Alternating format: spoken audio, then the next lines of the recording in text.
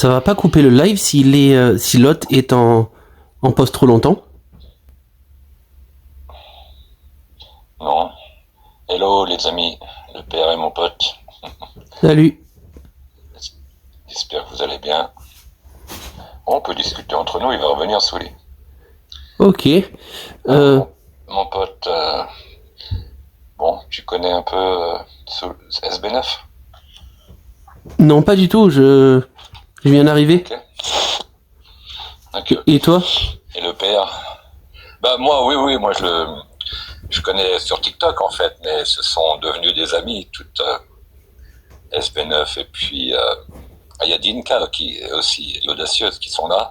En fait, c'est des gens qui sont voilà, c'est devenu des amis. Ah, c'est cool. Pourtant, moi qui suis pas musulman, hein, je suis pas du tout musulman.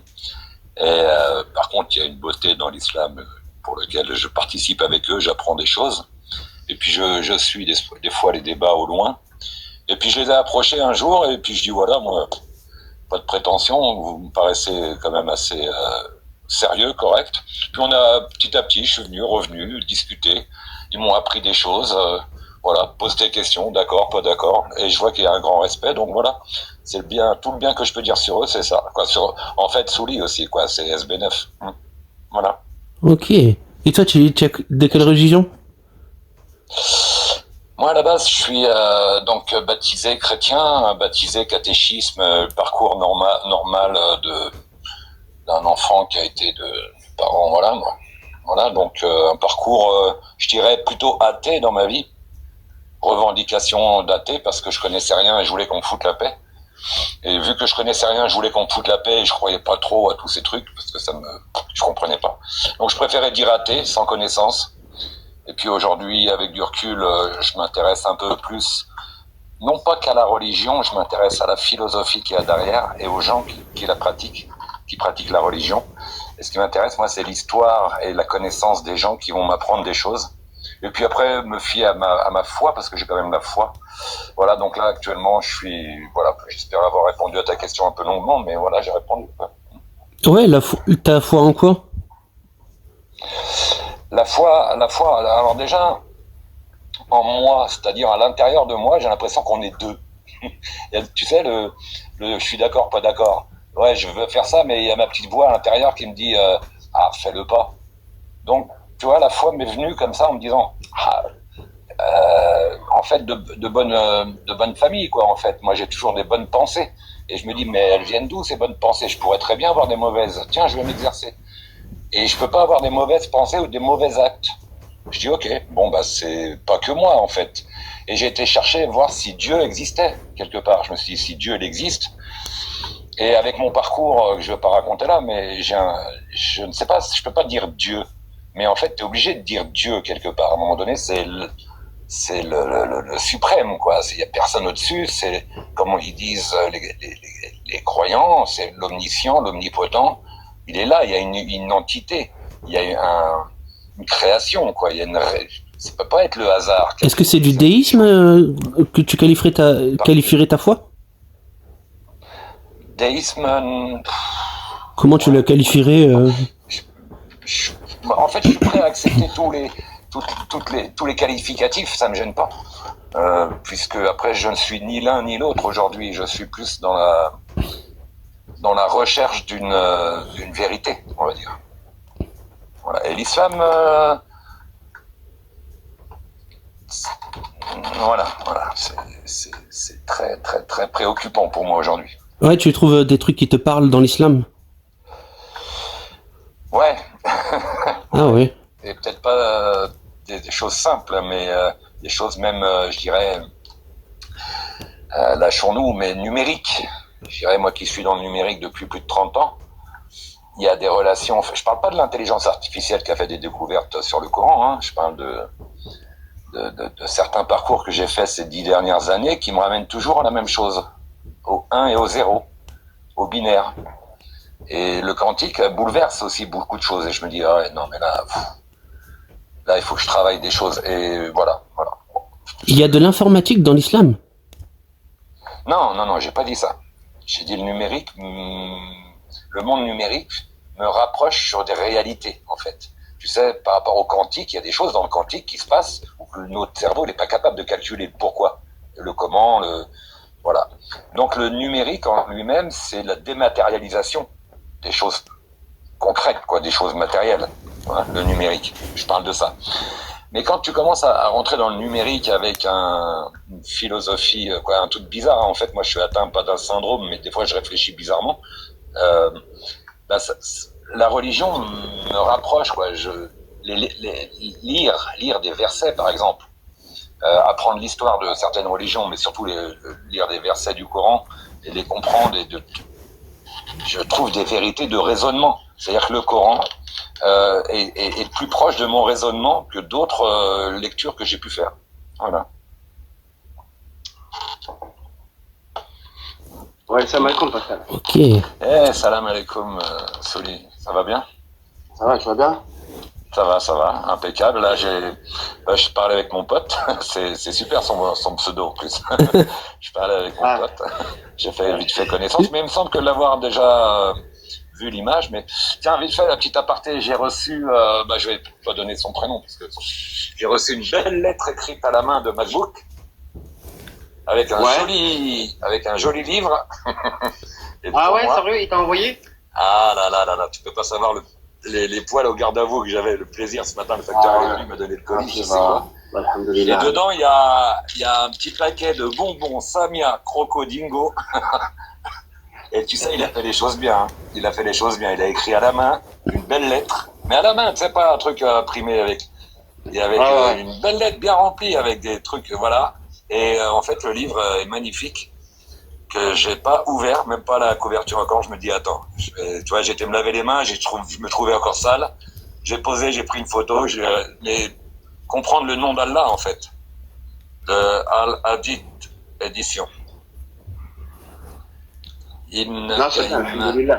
Voilà, ouais, tout à fait, ça m'a, tu vois, c'est magnifique, quoi. Donc, voilà, puis après, j'étais sur l'ordi. Il m'a devancé, alors. Il m'a devancé. Oui, ouais, il t'a devancé. Oui, parce que je sais pas quand est-ce que je vais passer, parce que là, actuellement, je reste pas mal dans ma campagne.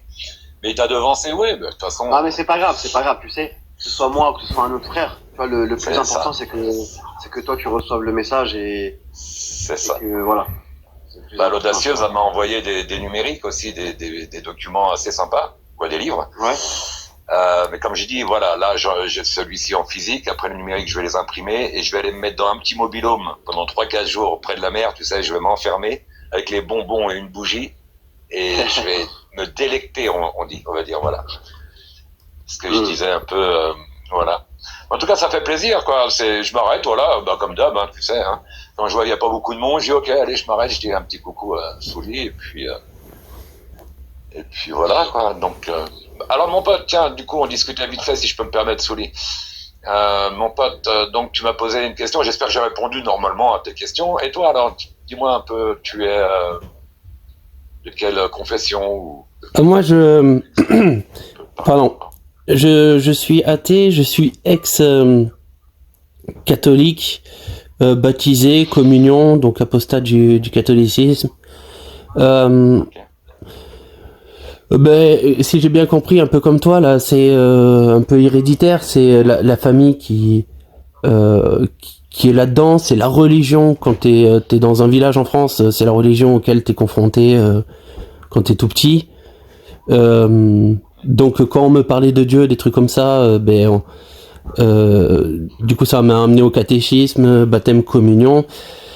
J'ai cru pendant un moment et puis finalement j'ai fait la connerie d'ouvrir la Bible et j'ai trouvé des trucs qui me correspondaient absolument pas, quoi. J'ai grandi dans une idée humaniste plutôt voilà, et j'ai vraiment pas retrouvé ça dans les textes. Moi, il m'a suffi d'un texte, d'une phrase pour dire ah ben non, là il y a un gros souci. Donc du coup progressivement j'ai arrêté d'aller à la messe, et de faire quoi que ce soit en relation avec le catholicisme, et donc pour faire le lien avec l'islam, je retrouve en fait des similarités entre les textes, ce qui me plaît pas du tout, quoi. Okay. Par exemple, si je peux donner un exemple concret qu'on travaille dessus, si on peut en discuter, dans la Bible, il y a ces 2 Timothée 2,12 où il y a écrit que je ne permets pas à la femme d'enseigner, ni de prendre autorité sur l'homme, etc., etc. Bon, ça correspond pas du tout à mes valeurs et c'est bizarre parce que j'ai grandi là-dedans et pourtant ça correspond pas du tout à ce que je pense. Les droits de l'homme, par exemple, sont beaucoup plus raccords avec ce que je pense. Et on retrouve la même chose donc dans l'islam où je l'ai vu dans la 434. Non. Avec l'homme a autorité sur la femme, quelque chose comme ça. Oui, l'homme a autorité, oui. Voilà. Vrai. L'homme a autorité sur la femme, ouais. Voilà. Donc c'est ça qui me plaît pas, du coup. Sur les femmes, en raison des faveurs d'Allah, accorde à ceux-là sur celles-ci, et aussi à cause des dépenses qu'elles font de leur bien. Les femmes vertueuses sont obéissantes à leur mari et protègent ce qui doit être protégé. Pendant l'absence de leur époux, avec la protection d'Allah, et quant à celles dont vous craignez la désobéissance, exhortez-les, éloignez-vous d'elles dans leur lit et frappez-les. Si elles arrivent à vous obéir, alors ne cherchez pas voie contre elles, car Allah est certes haut et grand. Tu vois, je l'ai lu pour te dire que j'ai sous les yeux. Ouais. Et la 434, il me semble que c'est ce qui ressort beaucoup. Et en fait, déjà, pour moi, la seule erreur que j'ai à lire en français, c'est celle-ci. C'est de lire en français. Dernièrement encore, j'ai travaillé et je le sais, on doit tous le savoir qu'on ne peut pas lire le Coran en français. C'est qu'une interprétation. Vraiment, si tu lis en français à la rigueur, lis-le, relis-le, mais commence par le début. Au tout début, comprends ce que ça veut dire, le nom, l'origine, les prophètes, pourquoi, les hadiths et tout ça. Tu sais, tu vois, mon pote, tu vois, c'est vraiment très très complexe. Et l'erreur qu'on fait, nous, moi occidental en fait, quelque part, voire j'ai appris le français et je me mets à essayer d'apprendre l'arabe parce que je suis convaincu que les mots ne peuvent pas être traduits, surtout les mots du Coran, quoi. Tu comprends? Ça, j'en suis convaincu. Je n'ai pas les preuves à apporter.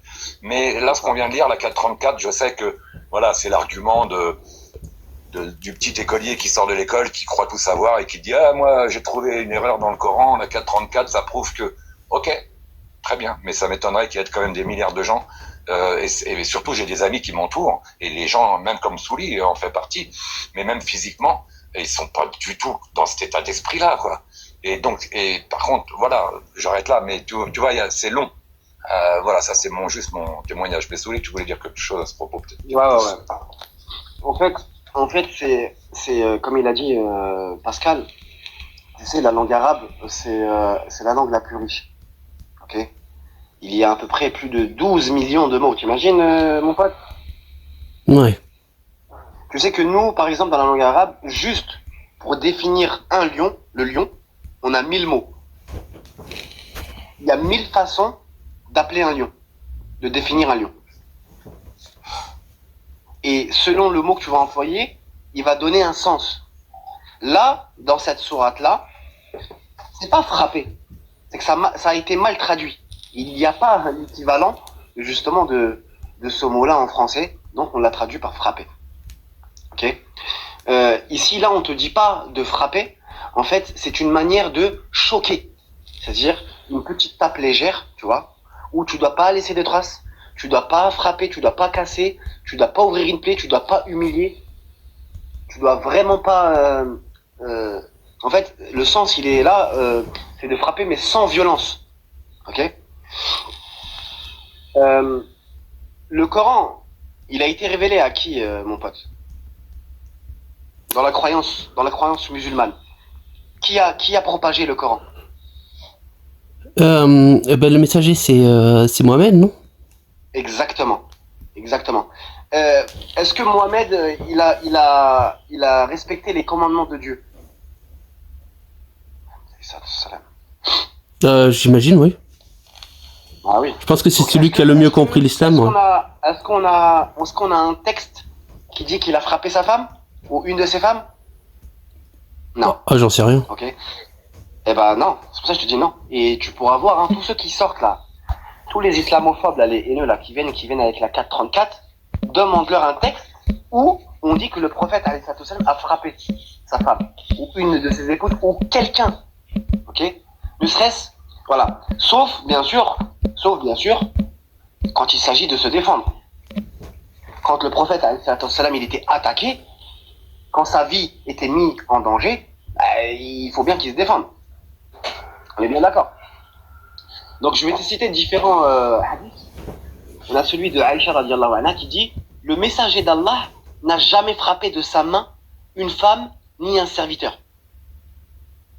Le prophète Mohammed alayhi salatu wassalam, il a dit dans un autre hadith: les meilleurs d'entre vous sont ceux qui sont les meilleurs envers leurs femmes, et je suis le meilleur envers mes femmes. Dans un autre hadith, le prophète dit: ne frappez pas les servantes d'Allah. On a un autre hadith: beaucoup d'hommes frappent leurs femmes, et cela n'est pas le comportement des meilleurs d'entre vous.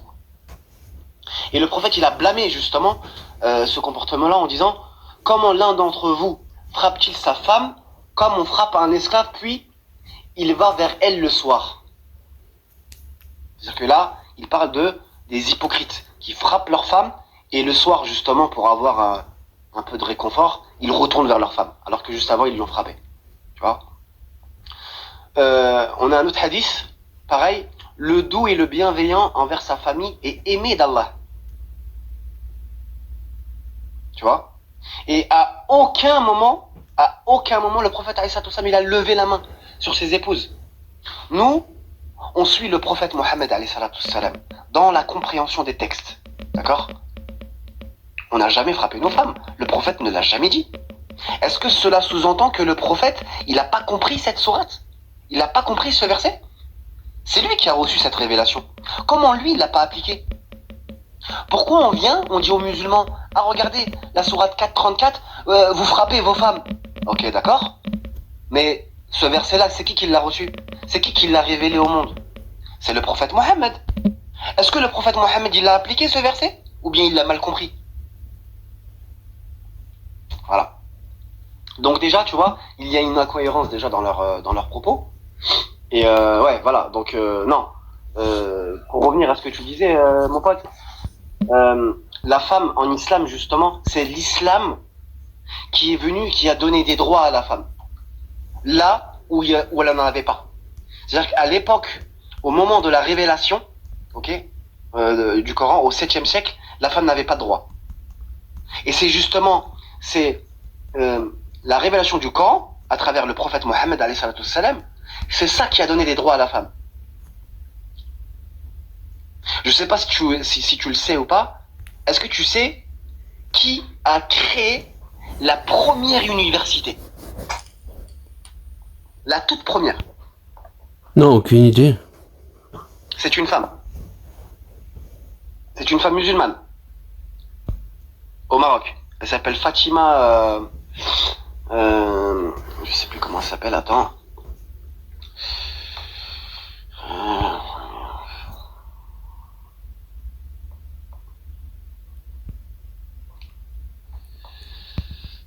Alors, je vais te sortir.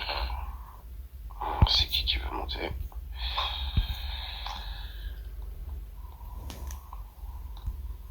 Alors, elle s'appelle Fatima El-Fihri. Ok? Née vers l'an 800, d'abord à Caïrouan, ok, actuelle Tunisie, puis immigrée avec sa famille à Fès. Ok? Donc à la mort de son père et de certains membres de sa famille, elle hérite d'une fortune qu'elle décide d'utiliser au service de sa communauté. Ok, de la communauté. Donc l'université fondée par Fatima El-Fihri, c'est l'université El-Qawariyin, a été fondée en 857 et 859 de notre ère, initialement comme mosquée plus madrasa, donc école religieuse et d'enseignement. Avec le temps, l'établissement s'est transformé en un centre d'enseignement large, théologie, grammaire, sciences, etc. Donc les droits de la femme, les droits d'hériter, les droits de divorce, les droits qu'elle a envers son époux, c'est l'islam qui est venu, qui a rétabli, hein. Ok. Ouais, tu as parlé de beaucoup de choses en même temps. Ouais, excuse-moi. Ouais. Donc, Fait, mon pote, le temps que tu réfléchis, je me permets de placer.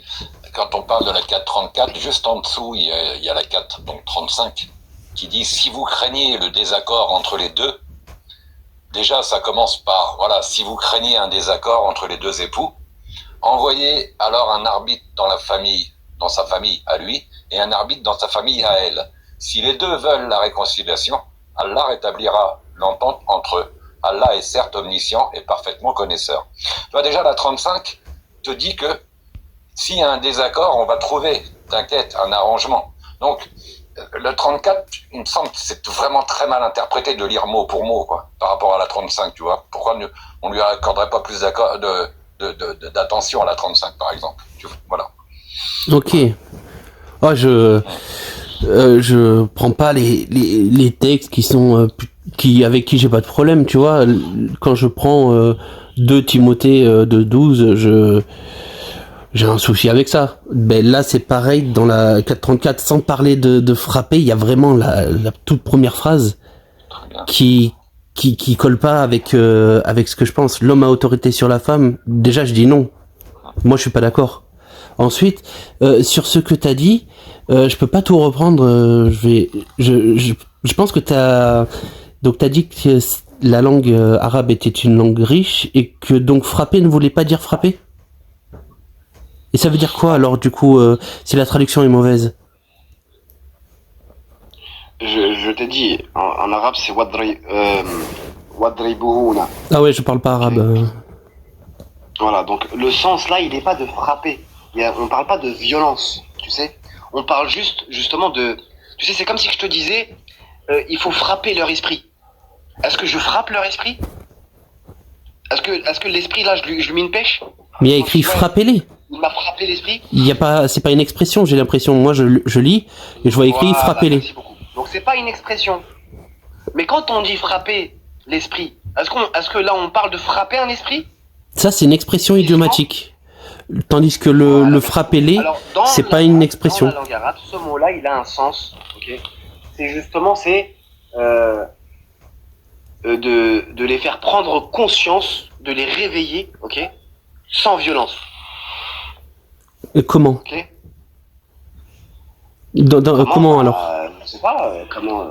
Tu sais, il y en a qui disent, tu sais, c'est quoi un siwek? C'est un petit bâton. Si j'ai bien compris. Exactement. C'est un petit bâton. Tu sais, on va dire, c'est l'ancêtre de la brosse à dents, hein. Ouais. Et du dentifrice. Bref, il y en a qui disent que, il y a certains savants qui disent, symboliquement, c'est comme si tu l'as frappé avec un siwak, juste pour lui faire comprendre que t'es énervé. Donc, parce que il faut tu peux la frapper. Que t'es énervé, que voilà, là t'as fauté, c'est pas bien ce que t'as fait, t'as essayé plein de choses avant pour lui faire comprendre, elle a pas compris, tu lui fais comprendre que t'es énervé, que là elle a dépassé les bornes. Ah donc on est d'accord, il y a écrit frapper et tu as le droit de la frapper. On est d'accord du coup. Vois, bah non, t'as pas le droit de la frapper parce que je t'ai rapporté des paroles du prophète alayhi salatu wassalam, justement, qui interdit les hommes de frapper leurs femmes. Alors j'ai pas lu ça et je t'ai écouté, hein, j'ai pas entendu qu'il y avait une interdiction.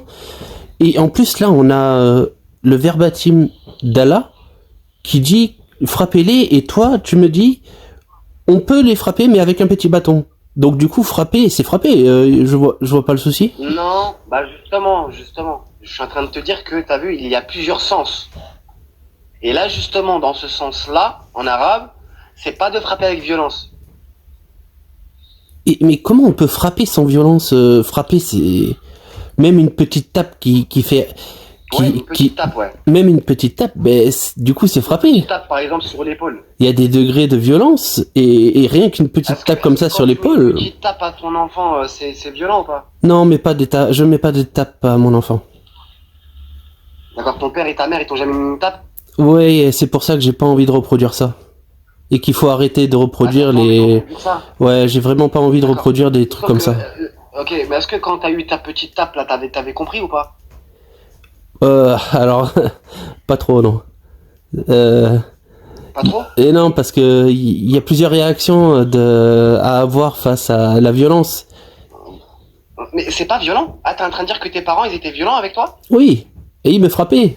Ah ouais? Oui, Ah bah fallait porter plainte. Pourquoi t'as pas porté plainte? à 8 ans. À 5 ans. Bah oui, tu peux aller voir la police. Ah Mais ouais, bah, tu sais aujourd'hui justement, on dit aux enfants de parler avec leur professeur, avec leur maître, leur maîtresse, si les parents les frappent. Bah, on t'aurait enlevé de tes parents. Pourquoi tu l'as pas fait? parce que j'avais 5 ans, 8 ans, que j'étais... Ah bah il faut savoir, 5 ans, La 8 ans, maturité... Ben oui, mais ça a duré jusqu'à bien mes 10 ans, je pense, des torgnoles. Jusqu'à ce qu'en fait, je sois assez grand pour qu'ils se disent « Oh tiens, on va arrêter de frapper parce que Non, mais il commence à être grand. » Bah, une petite tape, tu peux pas me dire que c'est un acte violent. Ok? Dans Mais ce si, cas-là, je il le faudra dis. nous ramener la définition justement de violence, et ensuite on essaye de comparer si une petite tape, ça rentre dans le cadre de la violence. Oui, il y a plusieurs degrés de violence et même des mots peut-être Voilà. violents. Alors une tape, t'imagines? Oui, c'est violent. Non, une petite tape, ça a rien de violent. Moi, je comprends qu'on soit pas d'accord sur ça, mais moi, du coup, si on peut revenir sur le texte, donc moi je lis frapper. Enfin, Music Box a très bien lu tout du début jusqu'à la fin. On a lu frapper. Toi, tu m'as dit, on peut frapper une tape légère avec un petit bâton ou une tape sur l'épaule. Du coup, on est d'accord. Ce verset autorise de frapper.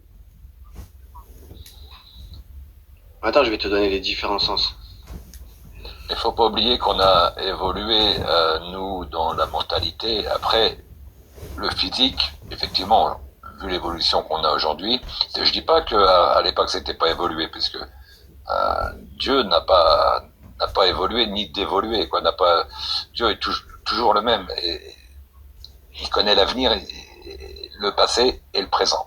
Mais les mots sont plus forts que les gestes. C'est-à-dire que moi, j'ai connu la violence. Je parle pas de parents, hein, je parle de la violence en général. J'ai eu des bleus, des cocards, des blessures, des machins, des trucs. Ça m'a jamais marqué. Il y a des mots qui résonnent encore aujourd'hui, moi, qui m'ont violenté beaucoup plus que les gestes. Donc la femme, elle a ses attributs verbaux elle peut te faire du mal rien qu'avec un mot. Donc ne cherche pas à la frapper avec ton petit bâton quelque part. Mais si c'est ta seule défense, montre-lui que t'es faible. Tu vois? Mais c'est même pas une question de faiblesse, c'est une question d'amour en fait. C'est plutôt le principe de je vais te frapper avec le petit bâton. C'est le geste. C'est le geste qui est là. Moi, mon fils, tu vois, je suis pas un ancien, mais j'ai mon fils qui est grand aujourd'hui. On s'aime, on s'apprécie, on n'a j'ai jamais violenté mon fils, sauf que comme on dit l'expression, t'as les fesses qui sentent la savate. Bah, une fois ou deux, il a senti quand même que ça lui a chauffé derrière, il a couru. Mais il n'y a jamais eu de violence là-dedans. C'est juste un principe. La petite aparté vite fait, mon pote. Moi, par exemple, j'ai un père qui est né en Algérie, qui a vécu 25 ans là-bas. Il parlait couramment. Donc, cette culture arabophone, en fait, même en cité, je l'ai bien connue. Mais il faut savoir que nous, les Occidentaux, on est élevés dans un cocon, on est des soupes au lait, quoi. À un moment donné, la vie dure, il faut la mener. Moi, je suis pour mener la vie dure. C'est-à-dire, connaître quand tu tombes, tu te relèves. Aujourd'hui, un gamin, il tombe, on l'emmène à l'hôpital, même pas, il est juste éraflé, quoi. Il faut retomber encore. Retombe. Plus tu tombes, plus tu vas te faire mal, plus tu vas comprendre la vie, comment elle est réelle. Tu comprends, mon pote? Donc, il faut arrêter de mettre ça dans du coton, des airbags et des trucs protégés. Non, la vie, elle est dure. C'est comme ça qu'on l'apprend. Et il y a un terme qui dit, la vie dure fait des hommes faibles et la vie, non, je sais plus comment ça, on dit, mais dans la vie, quand on crée des hommes forts, ça crée une société forte. Et à l'inverse, on a créé une société avec des hommes faibles aujourd'hui. Moi, c'est plus les mêmes hommes que j'ai connus de mon père, mes oncles, mes frères et autres. Même moi, je peux dire que je suis un bonhomme aujourd'hui parce que je connais la relativité entre ce qui est physiquement dur et les gestes, même si c'est inapproprié, c'est pas bien la violence, je suis d'accord, faut pas lever la main. Même si on est un homme, c'est pas beau les bagarres. Mais c'est la réalité. Mais là, on va reparler des femmes. Je pense pas que l'islam dit tape ta femme, tu vas être heureux, et elle aussi. Hein, c'est pas. Même s'il y a des écrits qu'il faut comprendre. Après, il faut en discuter. Hein. C'est bien, mon pote, que tu en discutes. Non, monsieur, c'est simple. Quand on va regarder dans le En arabe, justement, le mot qui est wadribun, ok, il est souvent traduit par frapper. Maintenant, je vais te donner le sens linguistique. Ok, mon pote? J'écoute. Ok, ça vient du verbe daraba, justement, qui signifie frapper, toucher, heurter ou donner un exemple. Donc, ce mot-là, parce que il faut prendre le texte original, mon pote. Encore une fois, je t'ai dit, tu peux aller vérifier. Tu vas voir que la langue la plus riche, c'est la langue arabe. Ok? Maintenant, quand on prend ce verbe-là, daraba, qui signifie frapper, toucher, heurter ou donner un exemple, il peut aussi signifier se séparer, se distancer, selon le contexte.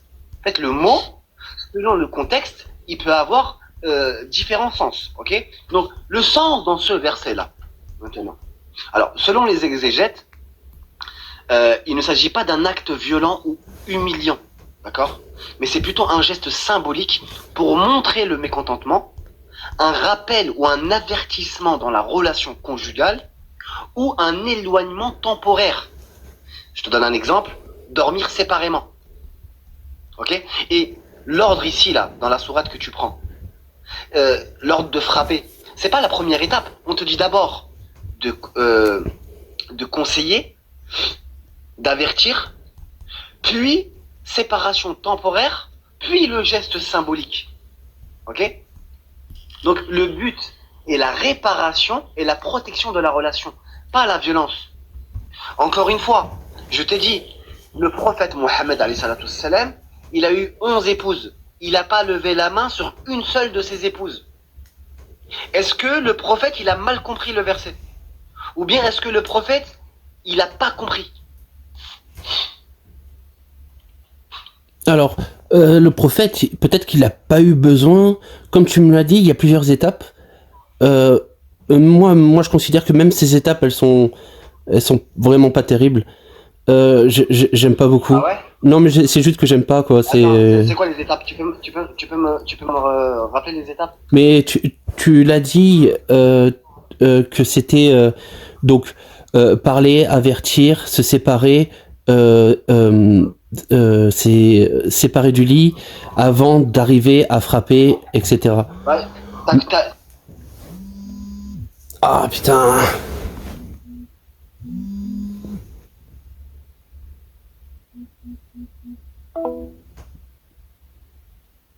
Allô?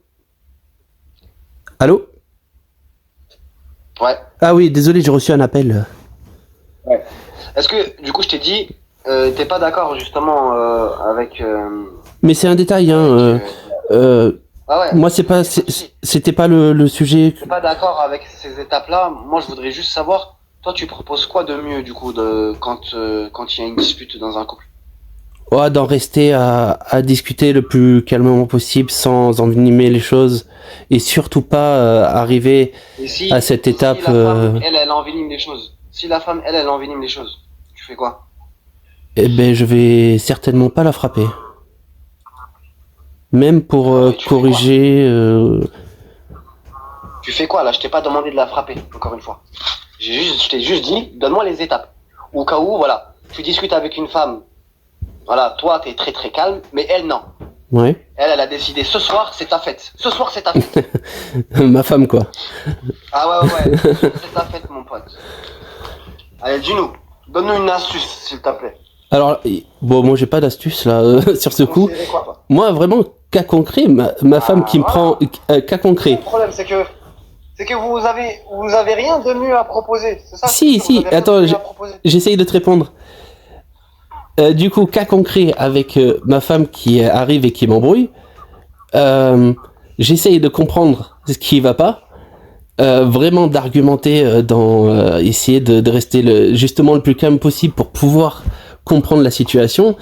Si elle est dans un mauvais jour ou je sais pas quoi, il y a un moment donné, on peut couper court à la discussion et du coup vraiment pas envenimer les choses. Ah. Parti en pause. Ouais, ah, on t'a retrouvé. Du coup, tu m'as attendu? Ouais, tu as dit que il fallait couper court, c'est ça? Oui, Salam wa rahmatullah. il faut dire, il faut se dire les choses. Il faut dire ce qui va pas. Il faut être dans l'écoute.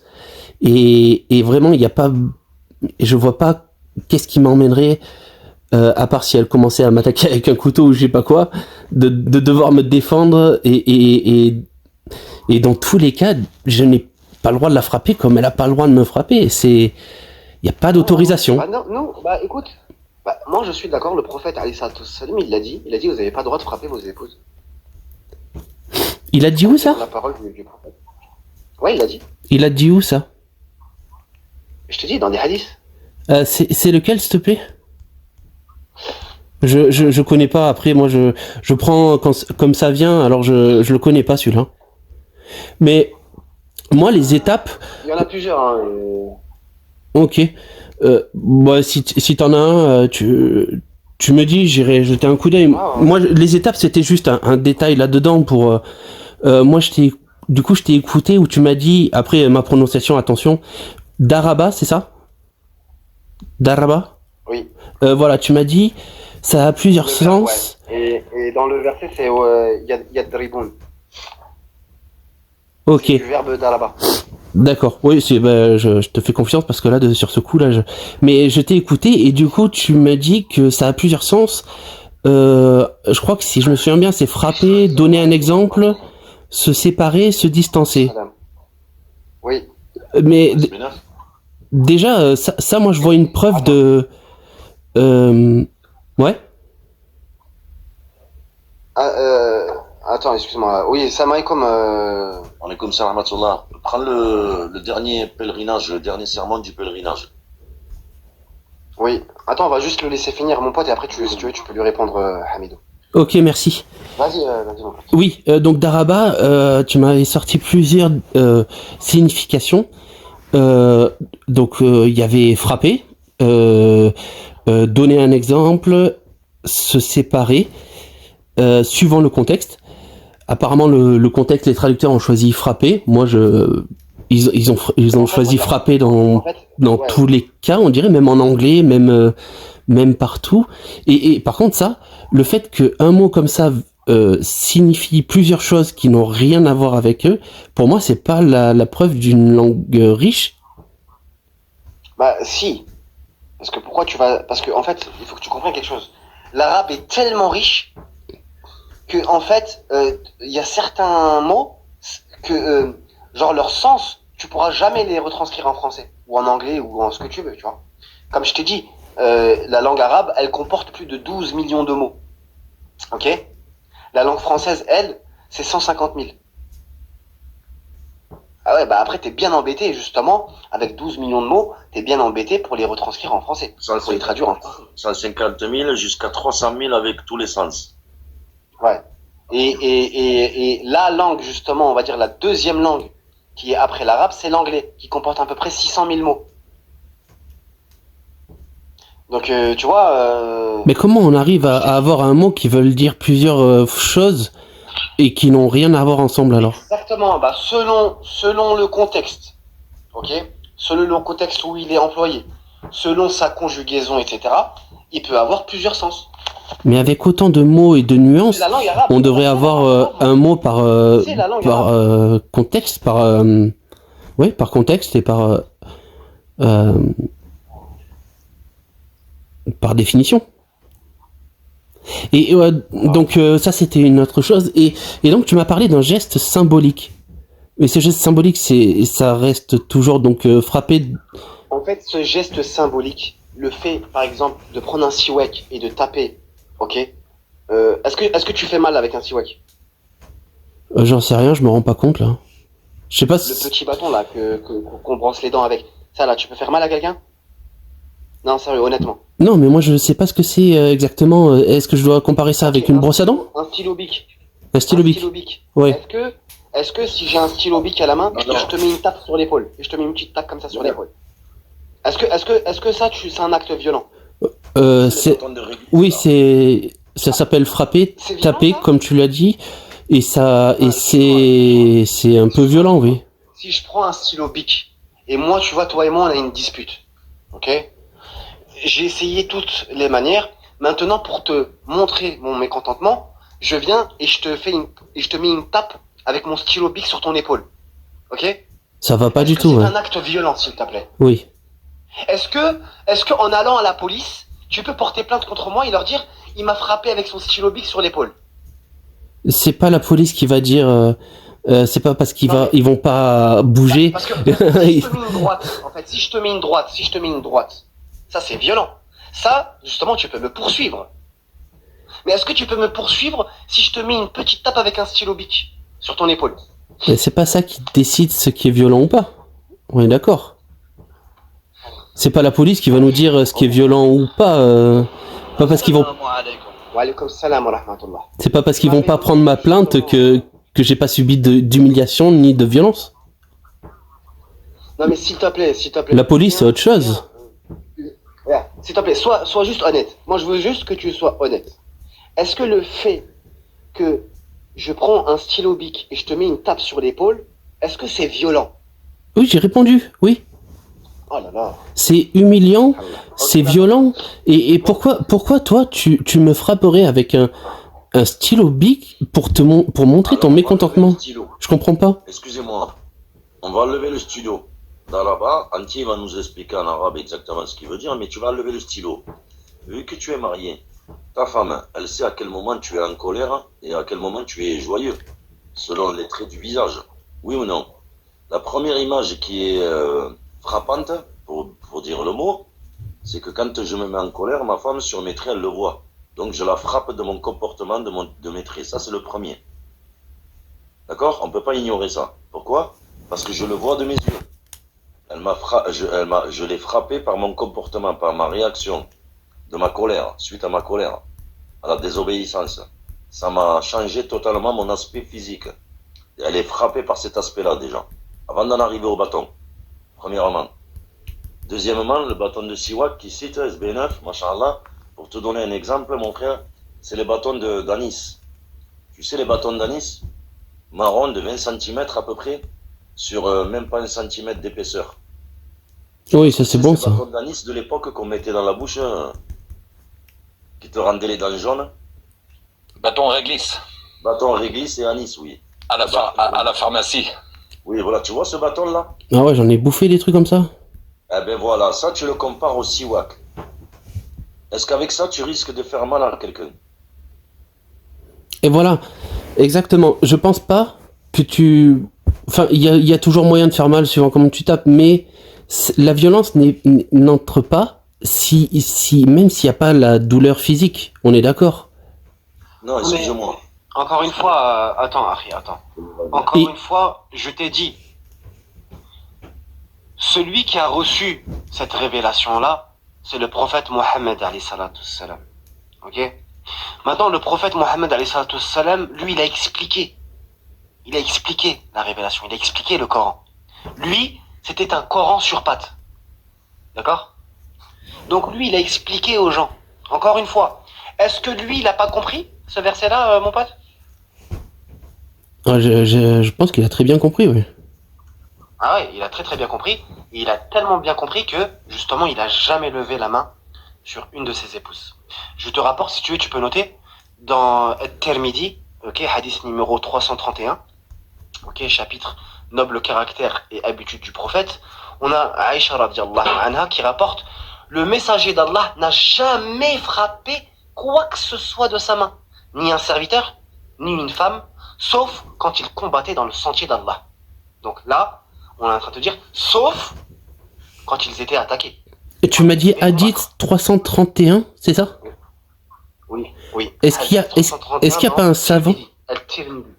Ah, comment tu l'écris, s'il te plaît? Comment tu l'écris? Je vais t'écrire en bas. Ouais, là,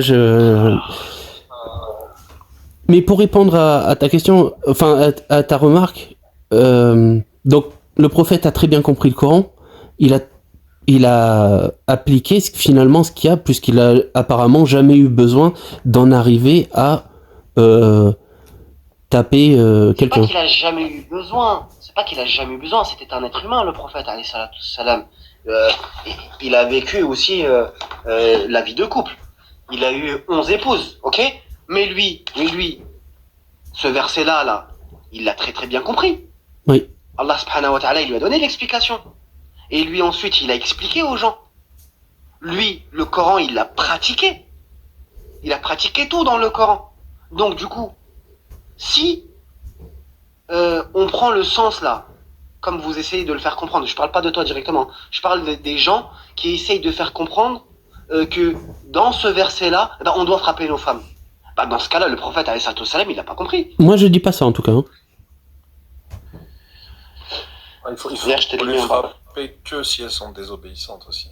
Non, c'est faux. Non, je dis pas ça non plus, moi. Je te Hein. rapporte un autre. Regarde. Déjà, regarde, tonton. Comment ça? Déjà, Non, si c'est tu es faux, c'est ce poli. qui est écrit. Non, tonton, je suis pas d'accord. Ah, attends. Allô. Je t'écoute. Déjà, tonton, est-ce que tu as été éduqué? Parce qu'il faut dire bonjour ou bonsoir quand même. Je sais pas, t'étais avec nous, on a dormi ensemble. Il faut respecter en plus de ça l'ordre des intervenants. Bonsoir, Ouais, Resbener, bonsoir. Ah ouais, l'éducation, vous l'avez pas eu, hein. Ferme ton micro. Ferme ton micro, ferme. Je te rapporte un deuxième hadith, mon pote. Ça, c'est dans Sunan Abu Daoud, hadith numéro 2146. Rapporté de l'Iyas ibn Abdullah ibn Abi, je crois que c'est Doubab, ouais. Le prophète, alayhi salatu wassalam, aurait dit « Ne frappez pas les servantes d'Allah ». Ok? Et il y a divers hadiths aussi, on en a plusieurs, hein. Et dans l'ensemble justement de ces récits, le prophète alayhi salatu wassalam, tel que rapporté par Aïcha, il est souligné qu'il n'a jamais levé la main pour frapper une femme ou un serviteur. Oui. Donc encore une fois, s'il te plaît mon pote, est-ce qu'il y a une contradiction? Est-ce que le prophète, alayhi salatu wassalam, il n'a pas compris lui? Il n'a pas appliqué? Moi, je pense qu'il a compris. Je pense qu'il a compris. Il a. Tu m'as déjà posé la question là, et vraiment, je maintiens. Je pense qu'il a pas plus calé, en gros. Mais si. C'est sûr. Voilà, il n'y a pas plus calé quoi. Et C'est sûr. et je pense que, comme tu me l'as dit tout à l'heure, alors j'ai plus les étapes en tête. Il y a plusieurs étapes, et que s'il a jamais eu besoin d'en arriver jusqu'à la dernière étape, effectivement, il s'est jamais retrouvé dans le cas où il avait eu besoin de frapper, de corriger, ou je sais pas quoi d'autre. Ah non, ça c'est toi qui le dis. Je suppose, puisque Ouais, dedans c'est toi, t'es en écrit. train de me dire qu'il s'est jamais retrouvé dans ce cas-là. Oui, c'est Là, il faut possible. le prouver. Non, je dis que c'est possible. C'est écrit qu'il l'a jamais fait. Et je me dis. 11 épouses, c'est un être humain. Oui, on est plein d'êtres humains. Je pense qu'il y a plein de musulmans qui sont pas arrivés jusque-là. Les épouses, elles ont leurs émotions.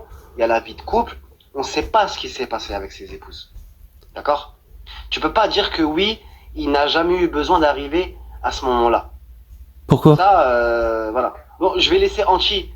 Il est beaucoup plus calé. Ok. Anchi ou Hamido, ils sont beaucoup plus calés sur ce sujet-là. Là.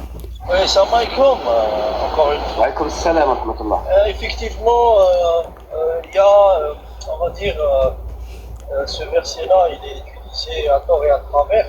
C'est ça qui est malheureux. Il y a des gens qui veulent imposer un sens à ce verset.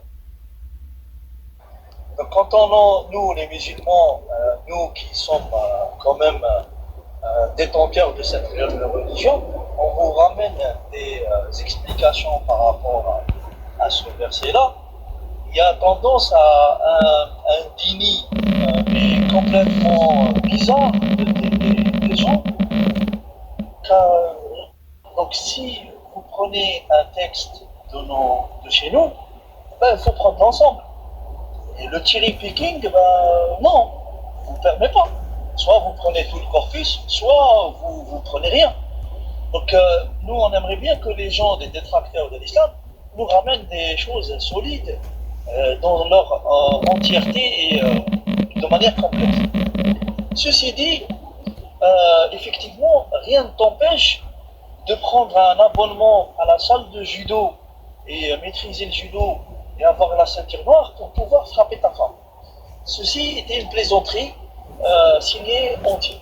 Faut rigoler maintenant. Voilà, mesdames et messieurs, faut rigoler. Donc, c'est pas drôle. Donc, c'est raté. Donc, Habibi, je sais pas qui a une question, mais regarde ici. Ce qui est rapporté, ce qui est rapporté, c'est quoi? C'est que, on va dire que ici on parle d'un type de femme. Tu vois, t'as vu, un type de femme. On parle pas des femmes, non, c'est précis. On parle d'un type de femme. Un type de femme, et ce type de femme, voilà comment Allah Azza wa Jalla, il nous dit comment gérer cette situation. Donc, il y a des étapes. Tu as le fait de l'exhorter. L'exhorter, c'est pas en une nuit. Tu vas pas exhorter quelqu'un, tu vas dire viens, je vais t'exhorter. Tu lui dis un truc et khlas. Non, c'est voilà, peut-être un mois, 2 mois, une année. Voilà, il faut être patient. Ça, c'est le premier truc. Et une fois que cette exhortation, tu vois qu'elle ne marche pas, et toi, tu veux pas séparation, parce que nous, on est des hommes. Quand tu exhortes ta femme qui elle t'obéit pas dans quoi? Il faut se poser les bonnes questions. Qu'est-ce qu'elle est en train de faire? Pourquoi on dit qu'elle est désobéissante? C'est par rapport à des choses bien précises. Il faut déjà les connaître. Donc, une fois que tu as fait cette exhortation et tu étais patient et tout, et tu vois qu'il n'y a pas de résultat, pour faire comprendre à cette dame-là et lui signifier que tu n'es pas content, que la communication, c'est pas vraiment ça, qu'est-ce que tu vas faire? Tu vas faire ce qu'on appelle lit séparé. Tu vas prendre le canapé, tu vas dormir en forme de virgule, tu vois, et tu auras le dos cassé, juste pour que madame comprenne que voilà, il y a un truc qui marche pas, etc. Et tu veux pas te séparer d'elle, tu veux pas aller au divorce, que voilà, finalement, madame, comprends-toi, essaie d'être, etc. Une fois que tu as fait ça, et tu vois que cette dame-là, finalement, même ça marche pas, là tu vas faire quoi? Comme le prophète sallallahu alayhi wa sallam, il nous a dit, c'est-à-dire tu vas prendre ce petit bâton. Quand on dit petit bâton, imagine tu n'as pas ce petit bâton. Tu vas faire quoi? Avec ton doigt ou avec ta main, tu vas la toucher. Tu vas la toucher pour lui signifier qu'il n'y a plus de communication, c'est bon. C'est qu'aujourd'hui, vous êtes arrivé dans une situation où il n'y a plus de communication et la prochaine étape, c'est le divorce. Et regarde, le truc qui est bien dans le Coran, c'est quoi? C'est que le verset d'après, il dit quoi le verset d'après? Le verset d'après, il te dit quoi? Il dit que si cette femme-là et cet homme-là voudraient toujours rester ensemble et être réconciliés, qu'ils ramènent un juge chacun de son côté pour essayer d'arranger les choses. Dans le cas contraire, c'est un divorce à l'amiable, et puis voilà. Et Allah, il te finit le verset avec quoi? Et n'oubliez pas que vous avez partagé des choses bien de vie commune. Donc restez, séparez-vous dans de bons termes. Voilà, t'as vu? C'est joli, c'est beau, c'est magnifique. Monsieur, tu as compris? Alors, beau, magnifique, j'emploierai pas ces mots. Beau et magnifique, j'emploierai pas ces mots même quand on rajoute le verset 35. Mais c'est pas magnifique. Comment ça, c'est pas magnifique? Je pense qu'il y a beaucoup mieux à faire que de suivre cette façon de faire. Beaucoup mieux. C'est-à-dire tromper ta femme, aller fourniquer à gauche et à droite, faire le polyamour, et comme ça tu es tranquille. Dis-moi. Moi j'étais resté plus sur la 34 et frappez-les. C'est- Frappez-les, c'est bon, t'as expliqué en long, en large, à gauche, à droite, en haut, en bas, et si tu veux, même sur le tatami. Yallah, viens. sur le tatami. Bah oui. Ouais, non, merci. Je suis pas très tatami, moi. Toucher avec un doigt ou le bâton de réglisse, je suis sûr que je peux faire mal à ma femme avec un doigt ou avec mon doigt ou bâton de réglisse quand j'y réfléchis. Et c'est vraiment pas un truc qui me viendrait à l'esprit que je ferais. Mais vraiment, de ce que j'ai compris, Ouais, elle a une maladie osseuse, ta femme. non, elle fait Non, juste tu sais, les 60 kilos de moins que moi. Regarde, ça c'est l'influence des féministes. Non, même ça c'est de la violence. Comment ça il me tape celui-là? Je sais que je vais me faire descendre dans les commentaires, mais Arrête des conneries. je m'en fiche, je vous jure, j'aime trop. Conneries, c'est quoi? Noël, C'est fragile. j'ai jamais fêté. Dis-moi. Hein, Allô? bien. Ouais. La femme, Ah oui. quand dit le prophète sallallahu alayhi wa sallam, qu'est-ce qu'il pense le Ça va, va. prophète des femmes? Vous entendez? Ah, oui, vas-y.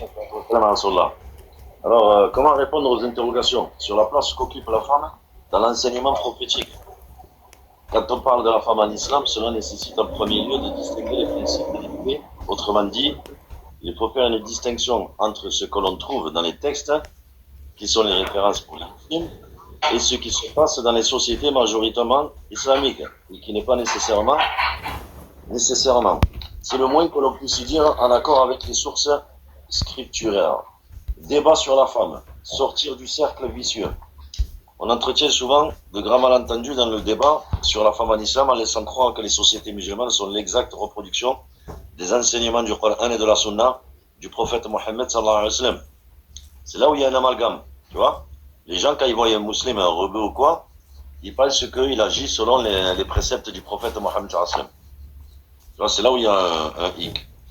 Sont constamment interpellés à ce sujet. Quand ils répondent en citant les références, on leur rappelle l'état de telle ou telle société musulmane. Et inversement, quand ils proposent des analyses de ces pratiques sociétales, on leur rétorque par un fragment d'un verset du Coran. Souvent d'ailleurs complètement sorti de son contexte. Tu vois, c'est la spécialité des non-musulmans, ça. Attaquer les musulmans en découpant les versets. À cause de citations de morceaux de versets coraniques découpés de leur texte et dissociés de leur contexte. Mais le moins doué des détracteurs de l'islam arrive sans grande peine à donner une image absurde et aissable de cette religion. Que faut-il faire? On va essayer d'abréger tout ça et on va parler directement le statut de la femme en islam. Dans la conception de l'islam, la femme et l'homme ont été créés d'une même origine. Allah nous dit dans la sourate les femmes, Ya ayyuhan nas wattaqu rabbakum alladhi khalaqakum min nafsin wahida wa khalaqa minha zawjaha. Ô homme, craignez votre Seigneur qui vous a créé d'un seul être et qui, de celui-ci, a créé son épouse et qui fit de leur union un grand nombre d'hommes et de femmes. Ils sont tous les deux destinés à un même idéal. Il y a un autre verset qui dit « Et quiconque, homme ou femme, fait de bonnes œuvres, tout en étant croyant, les voilà, ceux qui entreront au paradis et ne seront point lésés, fussent-ils d'un noyau de date. » La femme et l'homme ont été créés pour un même saint religieux, un même but. Tous les deux doivent observer les préceptes de la religion et sont identiquement rétribués. À ce propos, une fois l'épouse du prophète, sallallahu alayhi wa sallam, Salama, radallahu anha, l'interrogea. Pourquoi nous, les femmes, nous sommes-nous pas cités autant que les hommes dans le Coran? C'est Allah subhanahu wa ta'ala qui se chargea d'y répondre, par un verset. Certes, les musulmans et les musulmanes, les croyants et les croyantes, les hommes pieux et les femmes pieuses, les hommes sincères et les femmes sincères, les hommes patients et les femmes patientes, les hommes craignant Allah et les femmes craignantes Allah, les hommes et les femmes qui font l'aumône, les hommes et les femmes qui jeûnent, les hommes et les femmes chastes, les hommes et les femmes qui invoquent assidûment Allah subhanahu wa ta'ala, voilà ceux auxquels Allah subhanahu wa ta'ala a ménagé un pardon et une récompense sans limite.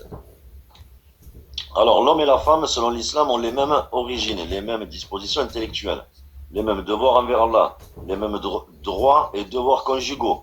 La personne féminine, à l'instar de l'homme, jouit d'une individualité complète, d'une intégrité physique et morale entière. D'après l'enseignement islamique, la femme a, sur ses biens et possessions, les droits les plus absolus. Les plus absolus. Si elle est majeure, Dit Mohammed Hamidullah, c'est celui qui avait écrit ce livre, je crois, elle peut disposer de ses biens à son gré sans recourir à personne, ni à son père, ni à son frère, ni à son mari, ni à son fils ou quiconque d'autre. Et il n'y a aucune différence entre une femme et un homme en cette matière. Qu'un mari, un père ou un parent vienne s'endetter au-delà de ce qu'il peut payer, la propriété de la femme n'est point hypothéquée. Elle est point hypothéquée, on n'a rien à lui demander. La femme dispose du même droit à acquérir une propriété, tout comme l'homme. De cette acquisition viendra d'un héritage, d'un don, d'un cadeau, ou qu'elle l'ait gagnée de par une activité économique. Tout cela lui reste un acquis, et à elle uniquement. Elle a sur sa propriété un droit absolu, elle peut en jouir, la donner en cadeau, la vendre ou en disposer par tout autre moyen légaux, à son gré. L'islam dit haut et fort l'égalité en dignité et en droit de devoir entre la femme et l'homme. Ils sont tous deux issus d'une même origine et ont une même destinée. Un jour, alors que le prophète sallallahu alayhi wa sallam était en train d'expliquer quelques dispositions de la religion, on l'interrogea, sallallahu alayhi wa sallam. Ceci concerne-t-il également les femmes? Le prophète sallallahu alayhi wa sallam répondit, les femmes sont les consoeurs des hommes. Contrairement à ce qu'on peut trouver dans la culture chrétienne, la femme n'est point coupable de l'éviction de l'homme Adam du paradis. D'après le Coran, la femme n'a pas tenté Adam, mais c'est plutôt ce dernier qui s'est laissé tenter par Satan et a désobéi à son dernier. Adam désobéit à son Seigneur et fut dans l'erreur. C'est verset 106, il me semble, dans la sourate Al-Baqarah ou l'Imran. Attendez, excusez-moi. Ah non, pardon. Dans la sourate Taha. Il me semble. Où c'est que j'en étais? Ouais. Philosophe, on s'en fiche. Une erreur grossière. Attendez. Ouais. Ah oui. Voilà. Il y a un philosophe d'Éterville reproche à Valcourt, un autre philosophe, de faire une erreur grossière. Laquelle? En disant que le prophète Mohammed sallallahu alayhi wa sallam damnait les femmes. C'est même pas des musulmans qui ont dit ça, c'est des philosophes non musulmans qui ont dit que c'était une énorme erreur d'accuser le prophète sallallahu alayhi wa sallam de taper les femmes. Mohammed sallallahu alayhi wa sallam ne donne point les femmes. Il dit, hein, ce philosophe, il dit, Mohammed sallallahu alayhi wa sallam ne donne pas point les femmes. Dit d'Éterville, je suis étonné qu'avec l'érudition que tu nous étales, tu ne saches pas mieux le Coran, que tu ne connais point le Coran en fait. Quiconque croira et sera de bonnes mœurs, soit homme, soit femme, entrera dans le paradis. Dit expressément le prophète sallallahu alayhi wa sallam dans son 60e chapitre et dans plusieurs autres. Pardonnez-moi cette digression en faveur d'un être que tu méprises et que j'idolâtre. Et continue tes intéressants récits. Aujourd'hui, dans un monde sécularisé et très peu préoccupé par la vie de l'au-delà, on ne reproche plus aux musulmans de damner la femme, mais de la dominer. La femme et l'homme sous le ciel d'Allah subhanahu wa ta'ala. Tout ça pour dire qu'on est, je ne vais pas vous lire tout le livre, mais tout ça pour dire que là, il n'y a rien qui montre que le prophète sallallahu alayhi wa sallam était violent avec les femmes. Au contraire, il les mettait au même piédestal, comme on vient de le citer. L'islam élève la femme. En dehors de l'islam, la femme est sous-estimée. Et elle est moins que rien. Mais dans l'islam, la femme, elle est élevée au même degré que l'homme. Et même un devoir supplémentaire au niveau de l'héritage.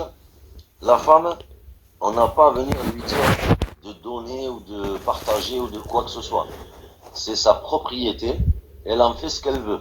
Personne n'a le droit de venir l'obliger de dépenser si elle n'en a pas envie. Et ça, c'est un degré supérieur à l'homme. L'homme, quand il meurt, il se doit de laisser un héritage. Quoi qu'il arrive. Tout ce qu'il gagne, il sait qu'il doit le donner. Vous voyez ce que je veux dire? Oui. C'est la différence entre la femme et l'homme. La femme, elle est plus élevée que l'homme.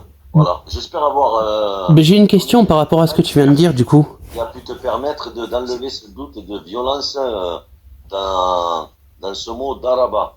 Dans les versets de Coran, qui dit daraba, il a plusieurs sens. Et le premier, c'est celui que je t'ai étalé en premier, c'est le sens de l'aspect physique, les traits du visage. Quand tu te mets en colère parce que ta femme n'a pas fait, par exemple, hein, dans l'adoration, elle n'a pas fait la prière du matin et c'est 4 heures de l'après-midi. Il y a déjà 3 prières qui ont défilé. Tu vois? Et qu'elle avait le temps, elle était à la maison, elle avait le temps. Et même avant de partir, tu l'as aidé à faire un peu le ménage pour lui faciliter.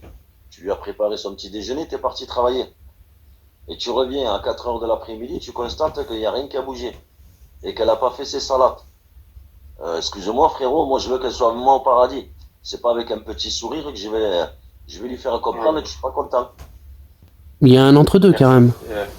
Tout simplement. Je veux juste rebondir, excusez-moi, bonsoir, sur l'incompréhension du mot. Sans parler de ce mot-là, juste en le mettant en parallèle avec le français. Parce que du coup, si un Russe il vient, il apprend le français, et que moi je dis, il a tapé un numéro. Si on le prend le sens littéral, Oui, il a frappé un numéro, ça veut rien dire. exactement. Alors que le vrai mot, ça aurait été, il a composé un numéro de téléphone. Et en fait, on peut retrouver ça partout dans la langue française. J'ai pris une claque. Ça peut être la claque version violente, donc vraiment physique. J'ai pris une claque en regardant ce film parce que j'ai été stupéfait. Donc, Exactement. à chaque fois, il y a des mots qui ont plusieurs sens en fonction du contexte. Donc, faire exprès de ne pas comprendre que ce mot-là peut signifier autre chose, bah, c'est un manque d'effort. Alors, Et même- moi, je vous ai écouté et vous avez confirmé qu'il y a bel et bien une frappe. Alors, je comprends pas le problème. D'accord? Donc, si je frappe un numéro, toi, tu comprends que j'ai tapé un numéro physiquement. Je parle pas de téléphone, je parle d'une femme. Oui, mais peu importe. Là, ce que je te dis, c'est que le sens littéral n'est pas le même. Mais moi, j'ai dit, du coup, j'ai lu un truc avec l'aide de Musicbox et on m'a rétorqué que du coup, oui, ça veut bien dire frapper, mais d'une certaine manière. Donc, on est d'accord sur le terme frapper. Mais comme heurté. Oui, Je donc, suis heurté parce donc- que tu me dis, mon ami. donc voilà. C'est pour ça que je n'aime pas l'islam. Pour répondre à la question. Vu qu'on est tombé d'accord sur le fait de frapper, après, la manière dont tu frappes ou quoi, pour moi, ça reste une violence et ça me va pas du tout. J'ai quitté le catholicisme Une confession pour cette raison. Je vais pas aimer l'islam pour la même raison. Attends, Tu as excuse-moi. quitté quoi, t'as dit? Le christianisme, il a quitté. Oui. Excuse-moi. Ah. Excuse-moi. J'ai une question à te poser. La seule chose que tu trouves à redire, et ça c'est ce qui te bloque, C'est ce que j'allais dire. accepter l'islam, c'est le fait d'entendre le mot daraba, le mot frapper, interprété par frapper. Mais il y a une chose qu'il faut que tu saches. Il n'y a pas que ça. Il y a pas que ça. Attends mon frère. Il y a une chose très importante en islam.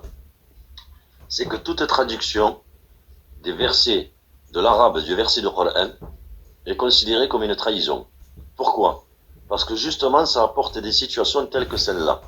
Tu n'acceptes pas l'islam, entre parenthèses, tu acceptes tout sauf ça, parce que tu n'as pas la vraie signification du sens d'arabe, du mot.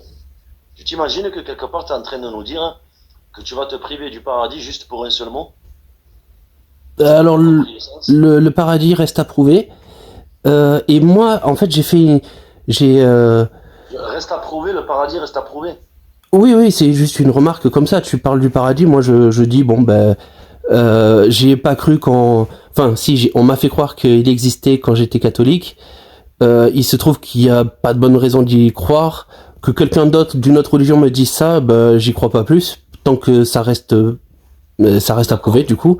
Mais c'est une remarque, c'est juste un détail. Tu peux m'expliquer maintenant qu'est-ce qui fait que dans toutes les sociétés au monde, notre vie est basée sur les comptes. C'est-à-dire, de tout petit, tu rends des comptes, tu grandis, tu travailles, tu rends des comptes, et ainsi de suite. Toute ta vie, tu fais que rendre des comptes. T'as pas remarqué que là où tu vas, tout ce que tu fais, tu dois rendre des comptes? Il y a une raison à ça quand même. Si tous les 60-70 ans, tout le long de ta vie, tu analyses ta vie, tu vois que tu as plus rendu de compte que ce que tu t'es fait plaisir. Ta vie est basée sur les comptes. Il y a bien une raison. Ces comptes-là, à la fin, qui c'est qui va les compter? Qui va faire le calcul? Pourquoi on doit rendre des comptes constamment? Il y a une raison. Médite un peu. Ah, tu veux... Ce que je veux dire? Ah oui, je crois que je comprends. À ses parents. Les parents rendent des comptes à leurs patrons, à leurs propriétaires, à tous ceux qui sont, en fait, l'échelle de la société. Le manœuvre va rendre des comptes à son chef d'équipe. Le chef d'équipe va rendre des comptes au chef de chantier au conducteur de travaux, PDG, et j'en passe. Tout ça, tout le long de sa vie, on rend des comptes. C'est qu'il y a bien une raison quelque part. Qui va nous rendre des comptes? À qui on doit rendre ces comptes-là? Qu'est-ce qui a fait que j'ai dû rendre des comptes tout le long de ma vie? À des créatures, comme moi. C'est que quelque part, c'est une œuvre, et cette œuvre-là, eh bien, on va m'en récompenser selon les comptes. C'est là où intervient le paradis ou l'enfer. Tout simplement. Oui, ça me convainc pas du tout, par exemple. C'est pas parce que il se passe des trucs dans la vie que ça va se passer après la mort. Oui, mais justement, il y a bien une raison à ça, quand même. La raison, c'est qu'on a des interactions entre tout le monde, qu'on se rend mutuellement des services, qu'on loue notre savoir-faire, et que oui, je loue mon savoir-faire, donc le patron attend quelque chose de moi, j'attends quelque chose de lui, une paye par exemple, mais ça, je vois pas ce que ça prouve par rapport à ce qui se passe après la vie, après la mort, pardon. Je vois pas le rapport. Donc pour toi, mais écoutez, mais on parlait du statut de la femme et de la 434. dans Sourate 4, verset 34. Oui, c'est pour ça qu'on parlait de ça à la base. On va y revenir, Inch'Allah. Mais juste une chose. Tu es en train de me dire, en fait, que... en fait, tu es en train de vivre normalement, et que quand tu vas mourir, il se passera rien du tout. Quand je vais mourir? Ouais. Quand je vais mourir, je vais me putréfier de ce que j'ai vu, et après, je sais pas. D'accord. Est-ce que tu es d'accord avec moi si je te dis que le H, tu sais, de la dernière guerre, là, Ouais. il a fait le... Tu vois ce que je veux dire? Et ouais. Voilà. Alors lui, il est parti, il est mort normal. Alors qu'il a éliminé je sais pas combien de millions de personnes. Oui. Est-ce que pour lui, il doit y avoir un jugement ou pas? On aurait dû le juger de son vivant. Ah, on aurait dû. Oui. Donc c'est injuste quelque part. Donc moi, je peux faire la même chose, je meurs et il m'arrivera rien. C'est logique. C'est injuste. Oui, je trouve que c'est injuste que lui, il a pu s'échapper quelque part en mourant sans payer de son vivant. Tu viens de le dire, il s'est échappé quelque part. Et ce quelque part... Non, mais c'est une expression. C'est une expression quelque part. Il est pas allé quelque part. J'utilise ça comme une expression. Il s'est. Il n'a pas été jugé. Voilà, c'est ça. Il n'a pas été jugé par ses pairs, et c'est ça qui est injuste. Imagine-toi, on l'aurait jugé. Est-ce que tu penses qu'on aurait trouvé une peine d'emprisonnement pour lui équitable en comparaison de son crime? Ah bah là.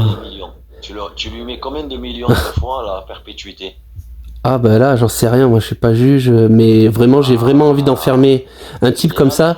J'ai vraiment envie de le juger, que nous, humains, on le juge sur Terre pour ce qu'il a fait, pour qu'il serve d'exemple, pour justement que ça se reproduise plus, et que il serve d'exemple à rester en prison et pas s'échapper de ses crimes. Malheureusement, tu le constates aujourd'hui qu'il y en a qui ont pris exemple sur lui, ils font la même chose. Oui, il faut les enfermer. Tu vois ce que je veux dire? Exact, il faut les enfermer. C'est ici et maintenant qu'il faut les enfermer. La justice qu'on a instaurée entre nous dans l'homme, la justice de l'homme. Ouais. Tu crois qu'elle est basée sur quelle justice? Elle s'est inventée toute seule? Toute seule, non. On a décidé de faire ça sur d'enfermer des gens, de les écarter de la société parce qu'ils étaient nuisibles. Le fait d'attraper quelqu'un qui fait une bêtise et de le juger, tout ça. On s'est basé sur quoi pour instaurer ça, cette justice, ce processus? Sur notre... Jusqu'au jugement, jusqu'à la condamnation et l'emprisonnement. Je pense Ça vient qu'on d'où, ça? ça s'est basé sur notre réflexion, notre moralité et notre empathie. Oh, d'accord. Ils ont mis combien de temps pour faire tout ça? Ah, j'en sais rien là. Si tu me parles histoire, moi je parlais de la 434 là. Si tu commences à me parler histoire, moi je suis une bille en histoire, hein. Non, c'est pas ça que je te demande. Moi, je te demande le système judiciaire que nous avons. Est-ce qu'on l'a inventé de nulle part ou on a pris un exemple? On l'a tiré de quelque part. Je pense qu'on l'a tiré de milliers d'années d'évolution de la société. Mais vraiment, C'était basé sur... sur des humains. Oui, les humains, ils pratiquaient une religion. Ah, les humains, ils en ont pratiqué des religions. Ils ont prié des trucs et des machins. Ben justement, voilà, on dit aujourd'hui les trois religions monothéistes sont le judaïsme, le christianisme et l'islam. Ils ont les mêmes préceptes quelque part. Il n'y a pas plus que ça de religion monothéiste. Non. Je suis sûr qu'il y en a un peu plus que ça, mais c'est un détail tout ça pour moi. Vraiment, je parlais du texte, alors je comprends pas comment on est arrivé là. Parce que j'avais pas fini du coup, mais c'est pas grave. Donc vraiment, moi de ce que j'ai compris, pour finir avec la 434, et vraiment à la base je voulais même pas parler de frapper. Vraiment la première phrase pour moi, elle me pose un gros problème. Mais là j'ai vraiment l'impression qu'on est arrivé à un terrain d'entente où vraiment c'est marqué frapper et du coup on a le droit de le frapper. Après c'est la façon de frapper que vous avez précisé. Je vous ai vraiment écouté, j'ai vraiment entendu une tape légère. J'ai vraiment entendu une tape légère, une frappe symbolique avec un bâton, un petit bâton, Non, il y en a eu une autre avant. un doigt, voilà. Donc du coup on est d'accord. Avant le physique, excuse-moi. Avant le physique, avant de passer au physique, passe à l'aspect physique. L'aspect physique, c'est-à-dire. Oui, si tu te mets en... Tu es marié? Ah oui, quand tu parlais de l'expression de visage, c'est ça? Merci.